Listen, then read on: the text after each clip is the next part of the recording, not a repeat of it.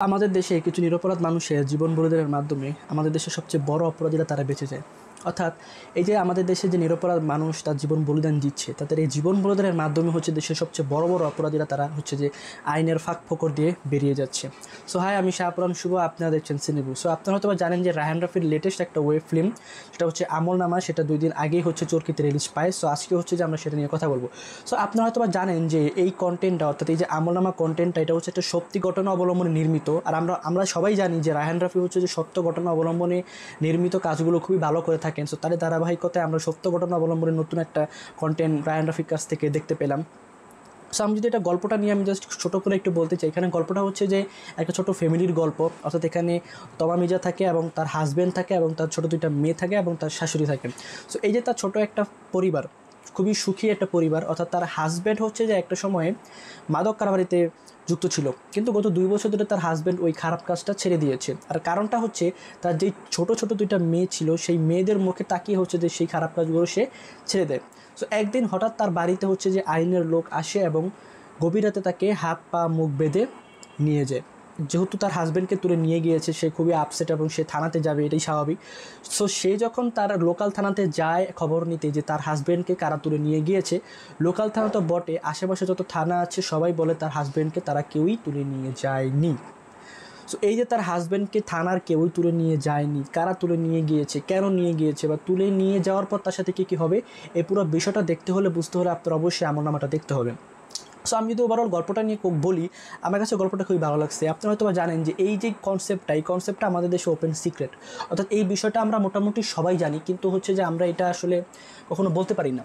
কিন্তু এই বিষয়টাই হচ্ছে যে রায়হান রাফি হচ্ছে যে বড় মানে আমাদের চোখের সামনে নিয়ে আসছে একটা কন্টেন্ট। তো সেটা আমার কাছে খুবই ভালো লাগছে, এই জন্য রায়হান রাফিকে একটা ধন্যবাদ দিতে হয়। আর আপনারা জানেন যে রায়হান রাফি এরকম সত্যি ঘটনাকে কেন্দ্র করে অনেক কন্টেন্ট তিনি মেক করছেন। সো আমি যদি এবার একটু অভিনয় নিয়ে কথা বলি, এখানে অভিনয় করেছেন তমা মির্জা এবং জাহিদ হাসান, এছাড়া আরও সারিকা সাবা সহ আরও অনেক অভিনয় করেছেন।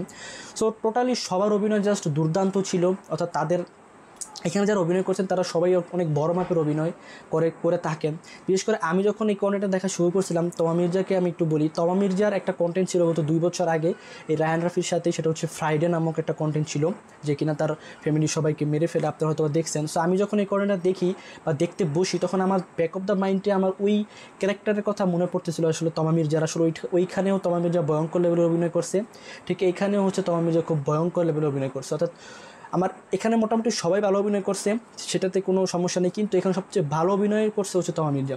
তমা মির্জার প্রত্যেকটা ডায়লগ, প্রত্যেকটা অ্যাগ্রেশন, প্রত্যেকটা ইমোশনাল দৃশ্য জাস্ট আমার কাছে মানে মন ছুঁয়ে গেছে। এছাড়া সবাই মোটামুটি ভালো অভিনয় করেছেন। তো এই ছিল অভিনয়ের বিষয়টা। তো এবার যদি আমি একটা ছোটো করে রেটিং দিতে চাই, আমি এটা রেটিং দিব 7.5 আউট অফ 10।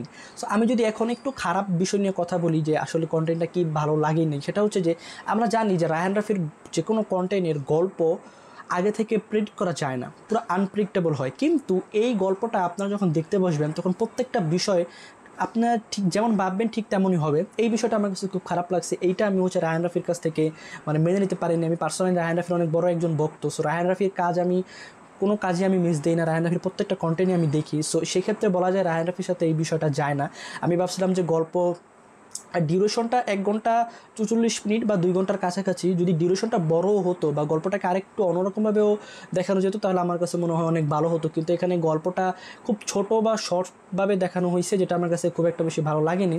তার কারণটা হচ্ছে, দেখেন, আপনি যখন গল্পটা দেখতে বসবেন, যখন বিষয়গুলো আগে থেকেই আপনি গেস করতে পারবেন এবং সেটা মিলে যাবে, তখন কিন্তু আপনার কাছে বেশি একটা ভালো লাগবে না। আর বিশেষ করে যদি ডিরেক্টর হয় রায়হান রাফি, তাহলে তো আরও বেশি ভালো লাগবে না। কারণ আমরা রায়হান রাফির কন্টেন্ট দেখার সময় একটা আলাদা প্রত্যাশা নিয়ে কন্টেন্টটা দেখতে বসি। তো সেক্ষেত্রে আমি একটু ডিসঅ্যাপয়েন্টেড। এছাড়া কন্টেন্টটা মোটামুটি ভালো একটা কন্টেন্ট।